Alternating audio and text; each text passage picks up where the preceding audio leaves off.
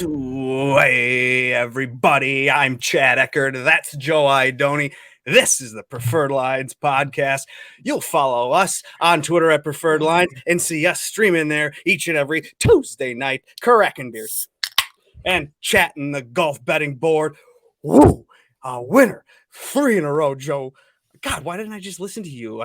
What up? You told me what to do, and I just ignored it. I said, no, I'm going to go with Brooks, and I'm going to think of my own thoughts. But you won again. Congratulations, Cameron Smith. You got fooled by Brooks. It's happened to the best of us. Thank you. I appreciate that. It's fun to be on a nice little run here. We'll see if we can keep it rolling at the Sony. Well, yes, and I don't know. I didn't really pay much attention to the Jock Market leaderboard over the week, but I assume you were up there too with your Cameron Smith shares. Didn't have any Cameron Smith, so no, I wasn't wildly up there. No, I didn't have any Cam Smith in Jock Market. Wish I did, certainly, but it was a good week.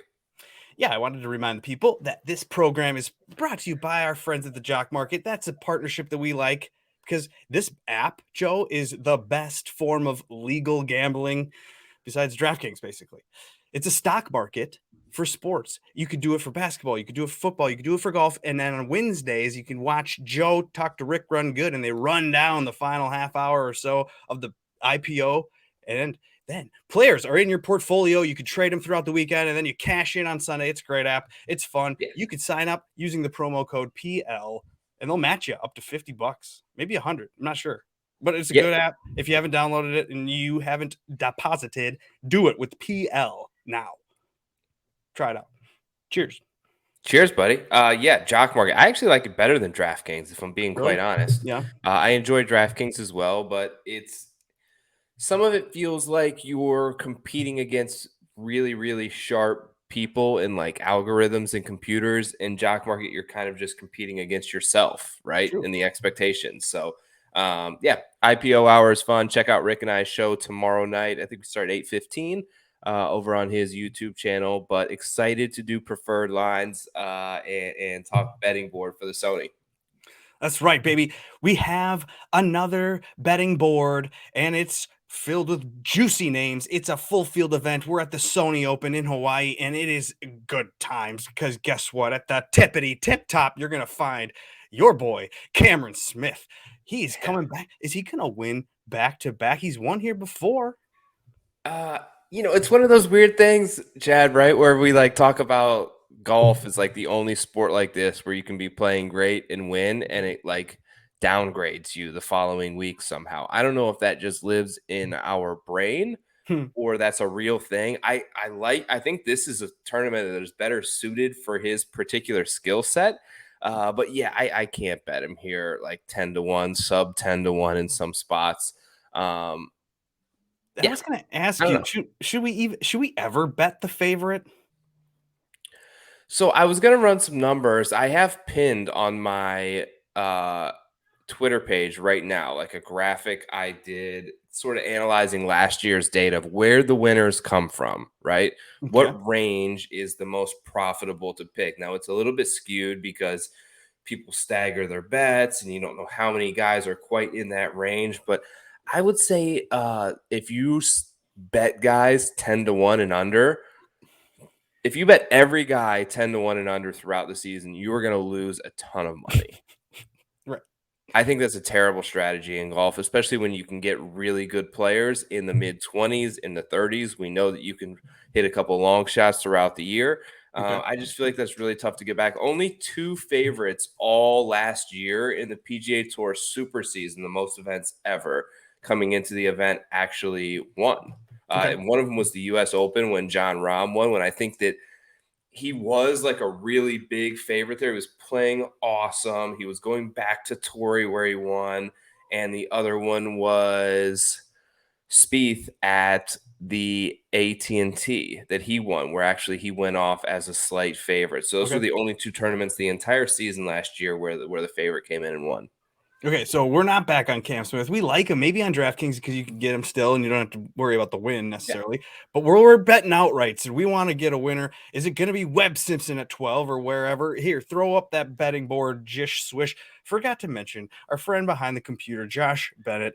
He's going to be helping us out, throwing up the leaderboard or the betting board. Follow us on YouTube if you're listening to this in your car on iTunes. I'll try to do the best to describe what we're looking at here. And it is Cameron Smith. We know that. It's Webb Simpson right behind him. He's about 10, 12, 15 to 1 wherever you go. Sung Jae Im is the next name in line. You got Hideki Matsuyama there. They're in the teens, some places, most places. You got Mark Leishman. He's fitting under 20 to 1. If you could get him earlier in the week at 20 to 1, same with Corey Connors, you're probably feeling good about that. Are you feeling good about taking an 18 or 17 or 16 on these names now? Not really. I wanted to bet Webb. I knew the number was going to be low. I was kind of hopeful that, given that we just didn't see him and he didn't play very well at the Hero the last time out that we saw him either, that I would get like the 20 to 1. Now that was wishful thinking. Obviously, it would have helped to have Bryson not withdraw from this event, which kind of screwed that out of there. But yeah, he's number one in my model. I like to kind of, if the number is, I think, decent, blindly bet that most weeks and just sort of trust that, because when it hits and he showed up number one and I don't have him, I just feel dumb. So last week that guy was Cam Smith. That's why I took a really what I thought was a shorter number on Cam Smith than we're used to ever betting at 22 to 1. I might get there with Webb, but not quite yet. Okay. Sung Jae at 16, 17 is tough as well. Anything here that you see that you like, Chad? Well, yeah, right when I opened up the betting board and you can see Sung Jae Im at 20 to 1 in this field, that's what I fired off a bet on Sung Jae Im, baby. Okay. But when he trickles all the way down to 12, sometimes you can't go there then. Okay. And also, it's tough to tout that too. Like, I'm trying to tell people to go in and Sung Jae, and do I believe it as much as I did Monday that I do on Wednesday? So you're kind of torn as the guy that's putting out picks or trying to tell people to go after guys or putting a house on someone. It changes. So I don't know, but like Leishman felt good. Now, again, Joe, does it really fucking matter what the number is? If you pick the winner, no, you're going to make a lot of money on these 20 to 1s or 18 to 1, 17 to 1, same difference. So yeah, Mark Leishman now played pretty well last week. He's a winner on tour, someone that's actually played well in the fall swing, couple top fives there. Mark Leishman looks like someone that you should maybe fire off on, even if the number did move down a little bit. You on Leishman? I'm not on Leishman. It's a number that, golly, 20 to 1, even sub that in some places like DraftKings. He's down to 16 to 1 right now. I can't get there on him. I don't think he's quite good enough of a putter. And I think that kind of hurt him last week, because I watched a lot of the round that he played with Brooks, and he was really outplayed him all the way around from tee to green. He just couldn't make many 8-foot putts. And that's the difference between a guy like Cameron Smith, who seemingly like turns a 15-foot putt. It has like a make rate on 15-footers as guys do on like 4-footers. The kid was stone cold. Yeah. And I came away with that thing really impressed with Cam Smith. I have a couple of futures on him that we talked about in the future show coming into the year that I think are very well suited. Now that he's added a little bit of distance, now that he's added confidence in taking down the top players in the world, that kid is great. I think he's a lot better than Mark Leishman right now. I'm just not there. Okay. Well, here's another thought. Right now. Here's another thought with the Leishman thing. Like, they're friends, Cam Smith, Mark Leishman, Aussies. Do you get the thought maybe sometimes you see a friend do something and maybe you got a little extra chip or a little extra want in your pipe there? So maybe it's like, hey, Cam's going, oh, it's your turn now. Go get it, Mark. And Mark's like, okay, this is my week. I've had a good fall swing. I'm losing weight. I love drinking beer and mowing my lawn. I want to get back there. I want to buy another big old house with $1 million check. I think Mark Leishman, baby, let's go. But you know what? It's funny that you mentioned that, because that has shown to be true, particularly with Aussies, that they kind of win in bunches. We saw Lucas Herbert win in the fall. All of them played really well last week, including our guy Cam Davis, including Matt Jones, who was ridiculous. So these guys So they play really well in Hawaii, and Leishman actually talked about it in one of his interviews, and he was like, it's just the laid back sort of atmosphere of Hawaii just really fits with how they're brought up and puts them totally at ease, and they always play well there. And he like validated it in a sense. So we look for these guys who come over there because they're able to play through winter in Australia. They're able to usually start the season out hot. We've seen Leishman win early in the year through the California swing. We've seen Cam Smith play well there. So I think there may be something actually to that, enough that makes me want to bet him around 20-1. I'm not quite there. Okay. Maybe we can talk about your guy Cameron Davis in a minute there, because that's somebody that you could go after. But we're not quite there yet. You got to get through the 20s, and the 20s include somewhere in some places still include Leishman, and Connors. However, probably not. Too late. Nah is there. Abraham Answer. You got those guys really around 22, 25-1, wherever you're betting.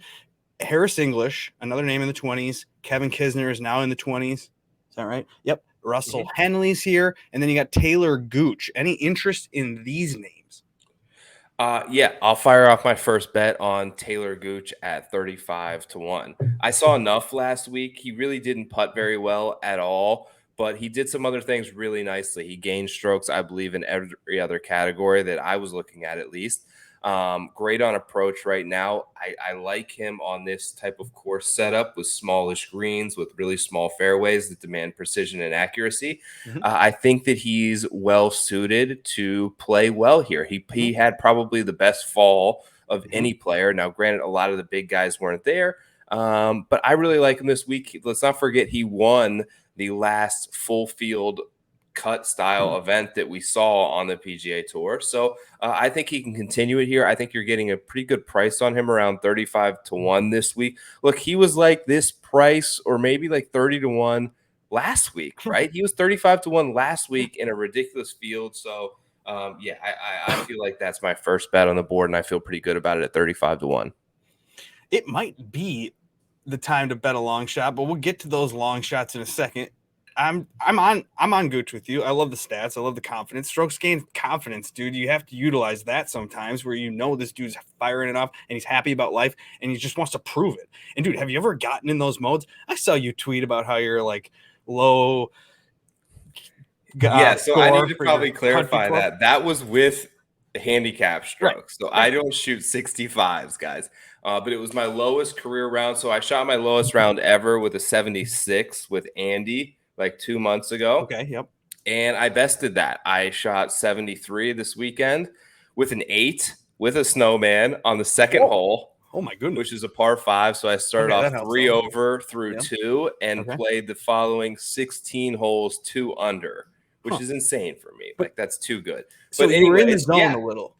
What's that? Were you in the zone?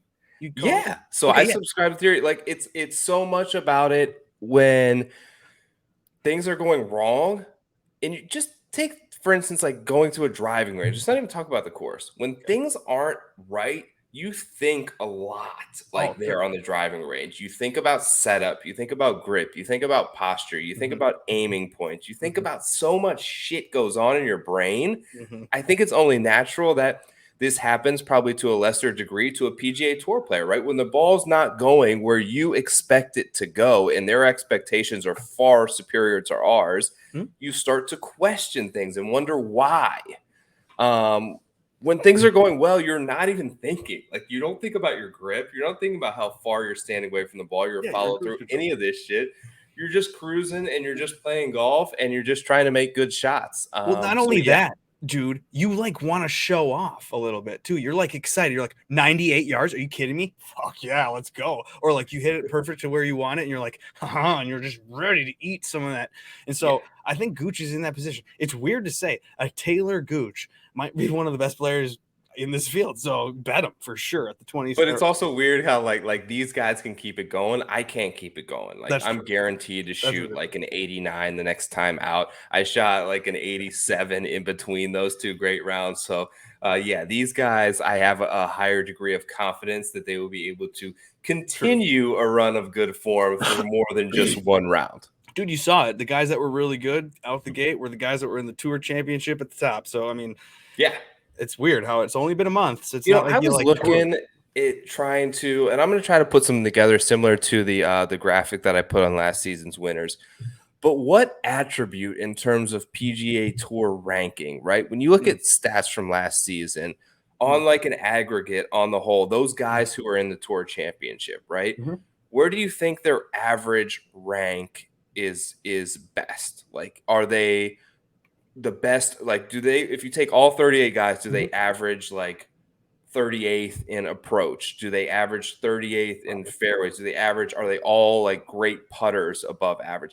I think this isn't looking at stats, but driving distance is probably huge. Like, I would imagine that of those 38 guys, Yeah, ask Josh. Look, there's a solid percentage of them who are up there in the top 20 in terms of driving distance. Like, if you could pick one thing to sort of lead you to success and victories over anything, and we always say like ball striking, right? It's PGA Tour. It's all about ball striking. It's all about approach. Maybe it's just fuck it. Maybe it's just take the guys that hit it the farthest. They win the most. Yeah. And they know that the putter is going to find themselves, or it's not, whatever. They don't need to even practice the wedges because those are dialed in. They've been dialed in since they were 16 years old. So it's like they don't even need to do anything. They just need to swing as fucking hard as they can and get as much swing speed as they can. Hello, Bryson, the biggest genius on tour. Why do you think he's doing what he's doing? Phil Mickelson, he's no dummy. He wants to have a 56-inch club. I mean, even like the subpar guys in the field last week are up there. Like Sink is actually up there. Kokrak's up there. Cameron Davis is up there. Cameron Champ is up there. Like, these are guys who didn't play great last week, but like won last year. So they're all up there in like the top 20. So I saw Josh is putting out some. I'm very interested in the stats he's going to come up with in terms of finding proximity ranges based on driving distance. I think that's of huge importance. So stay tuned to his feed at Jish Swish if you want to. Thank you for bringing that up. Actually, Joe, after this program, there was another program called the Golf Guys.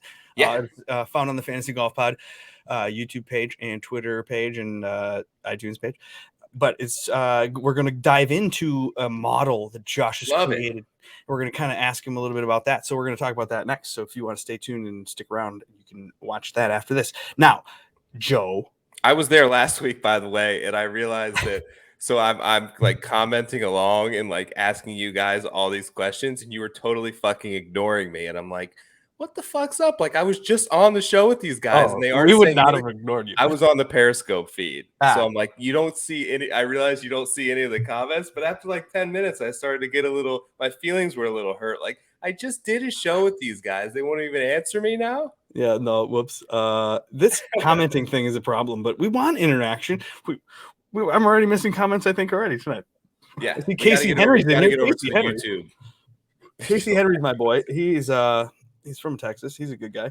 All right, so now let's continue down the board, and we'll talk about the names, because long shot season, is this a long shot spot, dude? It's a good spot for it, no doubt about it. Anytime you have a shorter course, anytime you have a par 70, I think it brings a lot more guys into play. The ultimate sort of, weather plays a huge important factor in long shots and in Hawaii. So I haven't really checked the wind as of yet, but I would assume it's relatively down as it was last week. These guys are going to put together good scores. It kept the scores at bay in 2020, but I expect them to play well. But we've seen guys, I had Brendan Steele here last year, I think at like 110 to 1. We even Cameron Smith when he hit was a decent number. Kevin Na when he hit, I think, was 60 to 1 last year. So we've seen some guys definitely compete. Okay, so then let's ask you: are you interested in Billy Horschel? He's at 45. You got Matt Jones, 45-ish. Maverick McNeely, same thing. Seamus Power, about the same. CH3, course history, man. He's here at 55. That's a trap. Don't do that. Jason Kokrak is also somebody that I know on your long drive or lunchtime long shot video, you did discuss Jason Kokrak. So I see he's drifted to 40, 45 in some places. Would you go there then? I still like it at 45. Yeah, I took a 55. I think depending on where your book is, you may still be able to get that out there. I'm looking at one right now. But I look, massive wide fairways, huge greens. That's not Kokrak's thing. Like giant undulations and uneven lies.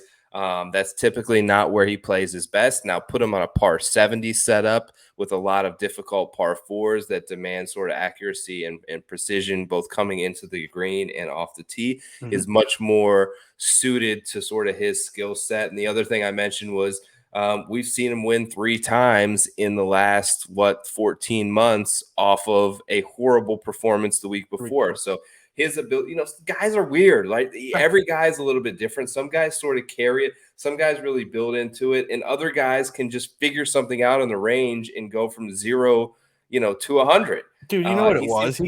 It's the same as Brooks last week, where you're out of it. You're 13 under, and you're 6 to 12, 13 strokes behind the leader. And you're like, he was bad last week. There's no doubt about it. Do I think that he can flip the switch? Look, he even mentioned it when he won in Houston. He was like in 8th or 9th coming into Sunday, and he's like, I felt something on the range that felt really good, and he went out there and torched the back 9 for like 6 under and won the thing. So he has that ability. He's a top probably 20 player in the world. I don't know if he's still there in OWGR after last week's finish, but he was. And I think his talent level outweighs a 45 to 1, 50 to 1, 55 to 1 number in this type of field that suits his game pretty well. All right, then talk about Cameron Davis, dude. We know we need to bet that. Yeah, I didn't bet him. What? I know he's my guy, but 60 to 1. Like I kind of had to pick and choose. I went with my other guy, Denny, instead at a few more points. But look, he played awesome last week. This is another good spot for Australian players. I think he's going to do well. I still may have room. If I don't add a guy like in the 20s, I'll probably go Cam Davis and maybe one more to the card, but he's close.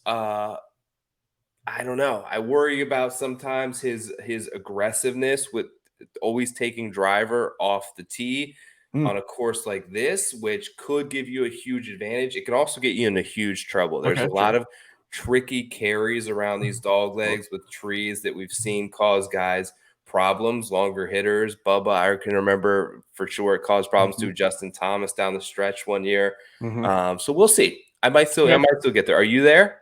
Oh yeah. Dude, I'm there automatically at a 50 or 60 to 1 on a Cameron Davis. This is the man, dude. He's one of the ones that could actually elevate from this level to the next level. Gooch is kind of there too. He's already kind of put himself through the, because he won an RSM or wherever. So Gooch is kind of like, Gooch already did it to check the box. Whereas like Cameron Davis will do it, and then he'll be 30 to 1 the next time this kind of tournament plays. Yeah. Yeah. So maybe I think I don't want to miss the 50 or 60 because that's great. And it's $2 or $3. That's how I roll, and that's what I do. You guys feel about Adam Long? I don't know. What about Adam Long? He's played pretty well. He had like 3 top 25s in a row at one point. He's streaky. Yeah, I think he has had some good finishes. I'm not usually on him. Let me see if I can pull up. Give me just a second here, Phil. I'm going to see where he sort of ranks in my model and see if he has any. Well, okay, dude, CH3. Are we like?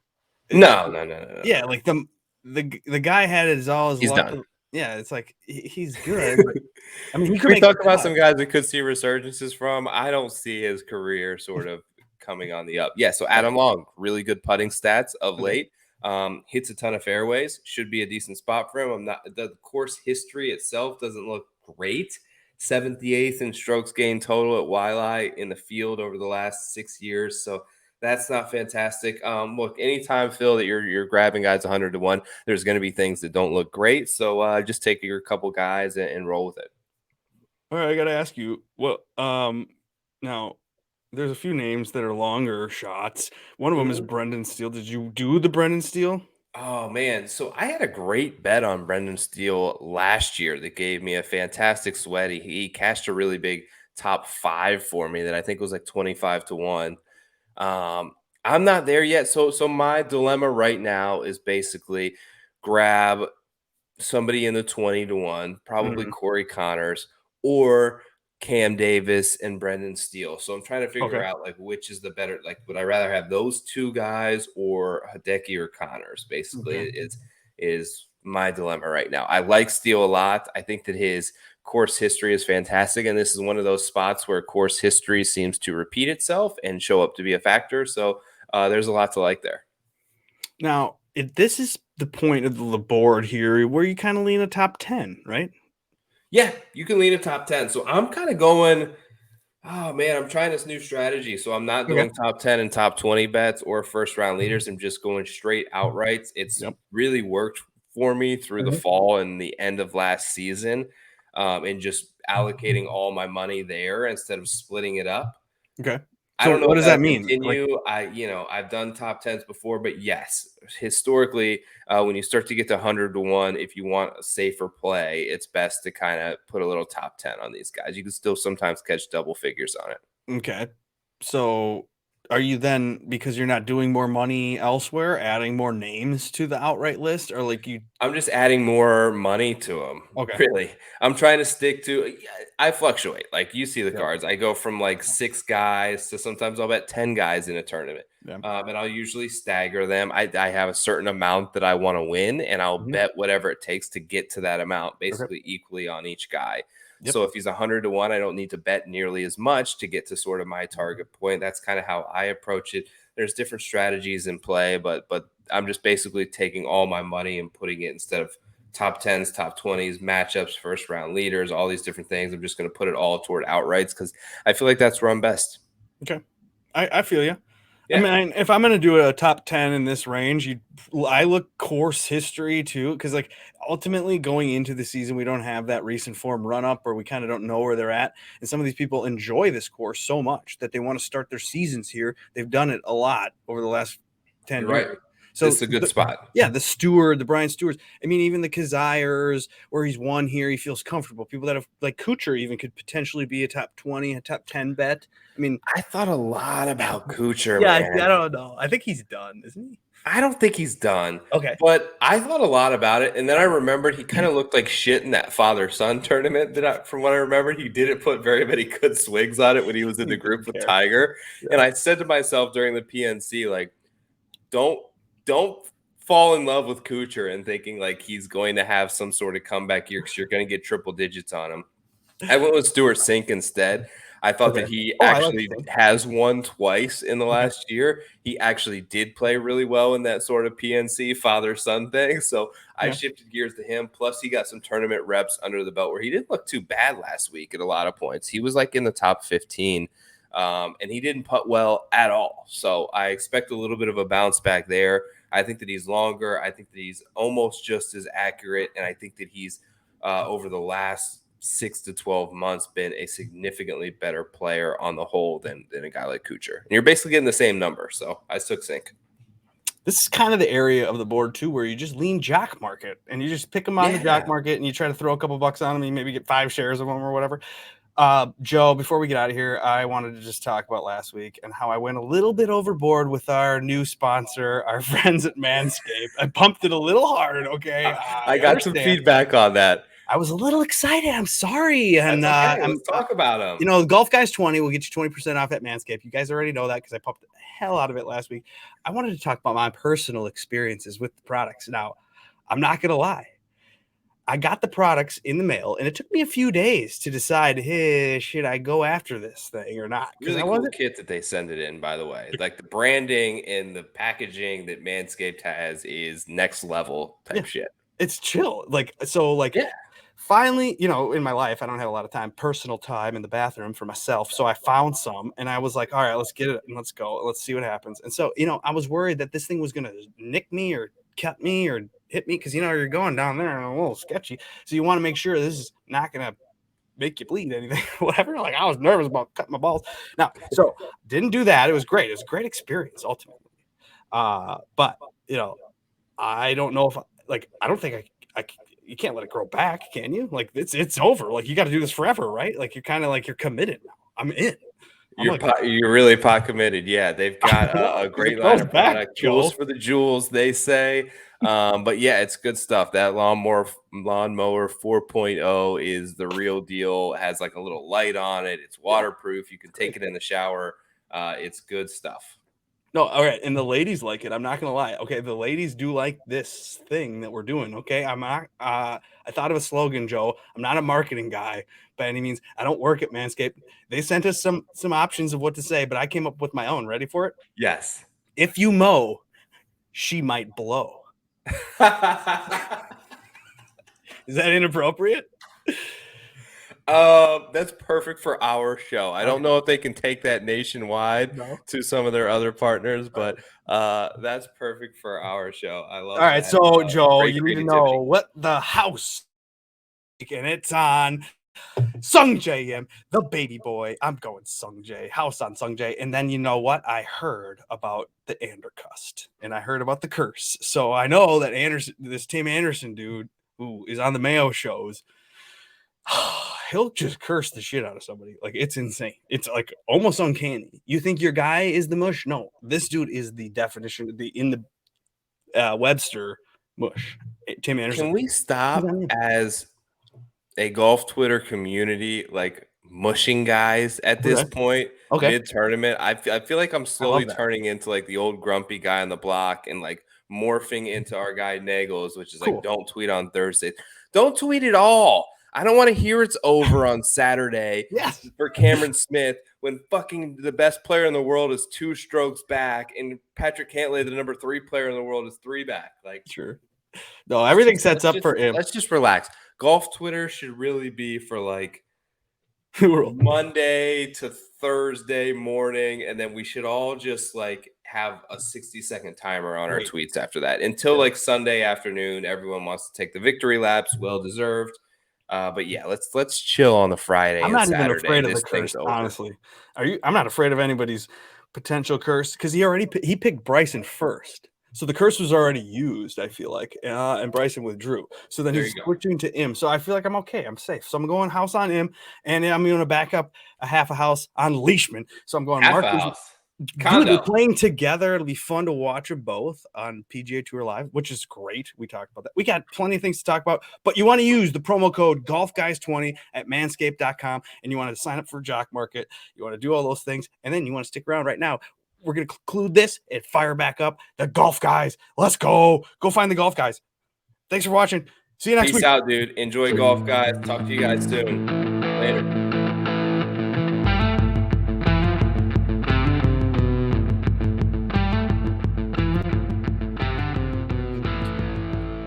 Cheers. Peace out.